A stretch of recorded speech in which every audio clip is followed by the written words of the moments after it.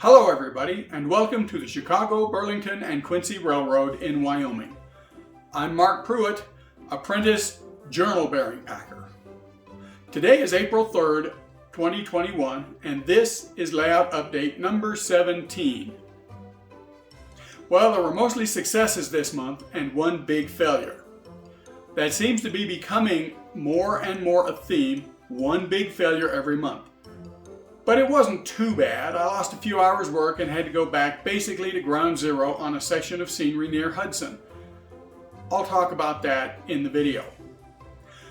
I did not get episode 2 of Building Casper completed this month. In fact, I barely got started. Just too many other things got in the way. But hey, let's get right into the layout update and you'll see what happened.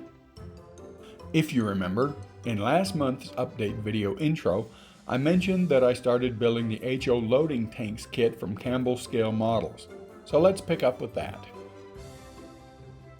I wasn't at all sure how well this would come out, as I've never built a stripwood kit before. But the early wooden assemblies looked promising, and the kit's instructions were very thorough. A lot of current kit manufacturers could take lessons from those instructions.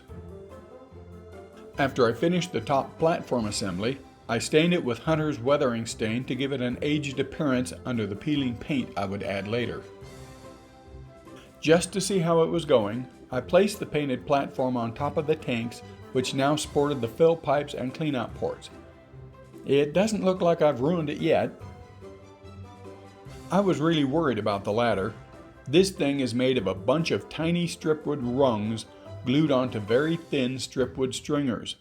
If the rungs were at all crooked, the whole project might be ruined. I was prepared to replace the wooden construction with an injection molded plastic one if need be. But thanks again to the very thorough instructions, plus my Northwest short-line chopper, the ladder came out better than I could have hoped. Then it was time to weather the tanks. Out came the chocks, mostly rust and black. An hour of careful application and I had this. At this point it was rather garish, but adding whitish chalks would tone this down a lot. I gave the ladder the same treatment as the top platform and completed assembly of the tanks.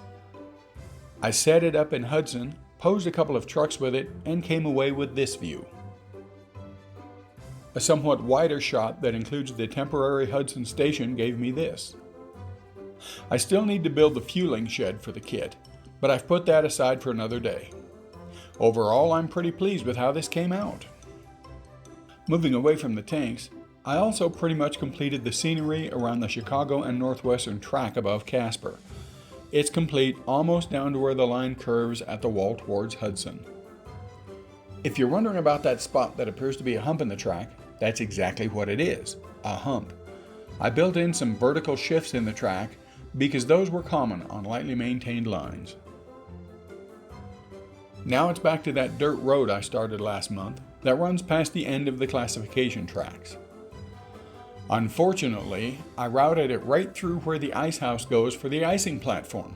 Dummy me. So I had to relocate it a bit further east to the left in this shot. I figured this out as I was about to start on the grade crossing. I'm amazed that I didn't figure it out right after I finished the grade crossing. As it turned out, relocating the road was pretty easy. I simply wetted the section to be moved, as you can see in this shot, and scraped off most of the dirt. Then I began working on the crossing itself. Mommy, I dropped my ice cream on the track and that mean old man yelled at me. I certainly would have too, but that's not ice cream. It's tinted plaster of Paris I smeared over the rails to create the base for my dirt road grade crossing. It's about the middle of March. The next day, after the plaster set, I took a putty knife and shaped the mound of plaster. I shaved the plaster down by working back and forth with the blade of the putty knife, basically grinding down the plaster very slowly. Even so, it only took about half an hour to get the final shape. Then I added the dirt covering to make the road, same as I did with the rest of the road. Now I just had to let the dirt set and dry overnight. Here's what the crossing looked like the next day. For sure no trains will make it across that. which meant I had to shave the top of the crossing down again.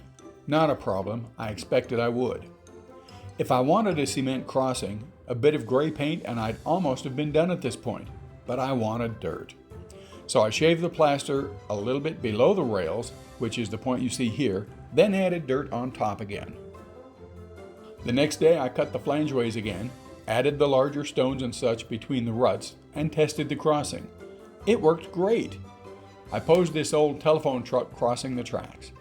I still have to detail the crossing, but that will happen after the major elements of the area, like the ice house, are installed. With the crossing completed, I turned my attention to starting scenery on the curve that leads into Hudson. First, I cut 1/2 inch styrofoam to fit on the open grid benchwork in this area. Since the scenery in this area is very flat, the flat styrofoam should be fine. I needed to cover the gaps between the styrofoam and subroad bed, and also gaps between styrofoam pieces, and I figured masking tape would serve that purpose well. I went ahead and covered all the styrofoam with a layer of masking tape while I was at it, taking my lead from an old video by Joe Fugate, who completely covered the cardboard webbing for his scenery with masking tape. Boy, was that a mistake. I painted the tape with latex paint, again similar to Joe Fugate's approach, then mixed up a batch of plaster of Paris into a consistency about like half-melted soft ice cream, tinted it with brown tempera paint, and prepared to brush it onto the surface. The results looked pretty good. I left it to dry, confident that the next day I could start applying ground cover. And what a disappointment the next day was. I found the plaster had failed to stick to the painted tape at all and had severely cracked as it dried. I could run my hands along it and it crumbled into loose flakes with just the slightest pressure. It just came away from the paint with no effort. 10 seconds with a small vacuum cleaner resulted in this. The plaster had stained the surface of the paint, but didn't stick to it at all. Certainly this wasn't a suitable base for scenery. So for the past week I've been experimenting to figure out what went wrong and how I could fix this problem. Thinking maybe plaster of Paris was simply unsuitable, I picked up some patching plaster at the local Menards and put together a test panel. I laid down some masking tape on a scrap of green styrofoam and painted half of it, then sanded a section of the paint to rough it up a bit. Then I laid down stripes of patching plaster and plaster of Paris on both the painted and unpainted sides. They cured for a couple of days, then I went after them with a putty knife to see how well they stuck. Short answer, they didn't stick to the painted or the unpainted tape, not even to the sanded paint. They did stick to the bare surface of the green styrofoam, so maybe. But the area near Hudson is covered with pink styrofoam, which has a different surface texture than the green stuff. I went out and bought a small tin of Durham's rock hard water putty on a friend's suggestion to try on the next test. I mixed it, some plaster of Paris from a fresh container, and some plaster of Paris from the older batch just in case it had gone bad, and slathered them on a small chunk of pink styrofoam. That was March 31st.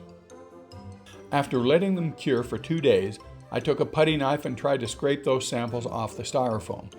Sure enough, they came right off. Another unsuccessful trial. But at least I learned that the first plaster of Paris batch wasn't bad. So yesterday afternoon I stripped off all the masking tape from the area near Hudson. Now what? If the plaster doesn't stick to the smooth styrofoam, how about roughing up the surface? So I made one more test panel with plaster of Paris to see how that does. I won't know until later today or early tomorrow if that one is successful. Now you have a reason to tune in again next month. I'm thinking that the roughed up styrofoam will have a good chance of working, so I roughed up a small section of it right in front of the Hudson tracks. If it doesn't work, I'm only out about 5 minutes for that effort.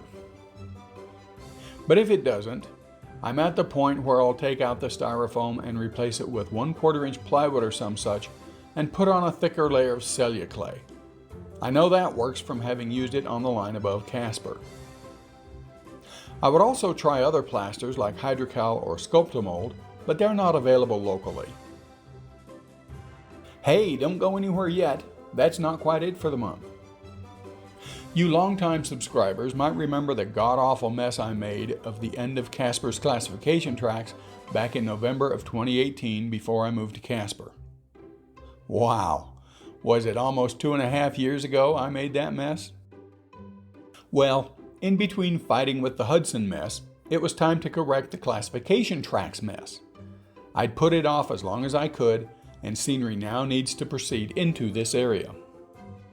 I spent a couple of hours painstakingly cleaning out the botched ballasting job from the yard tracks. What fun that was! Last month, I filled in between the tracks with plaster. Yes, that plaster. And stained it and added some dirt texture. So with the old ballast removed, I began replacing it with my new, and hopefully improved, dirt and cinders mix. Here's how it looked after it was all in, but before I applied the glue. Vast improvement. After gluing it down, it looks like this. The glue isn't completely dry on a couple of the tracks in this shot. Unfortunately, it lost some of that dusty look, but with the addition of some tempera paint stain and then weathering powders alongside the rails, inside the tracks and out, I think this will be very serviceable. Like with the Hudson mess, you'll have to come back next month and see how it finally turns out. So, are we done yet? Almost, but not quite. Looking at a partial track plan of Casper Yard, you can see that the benchwork is about 3 feet wide. Or maybe you can't see that here, but take my word for it.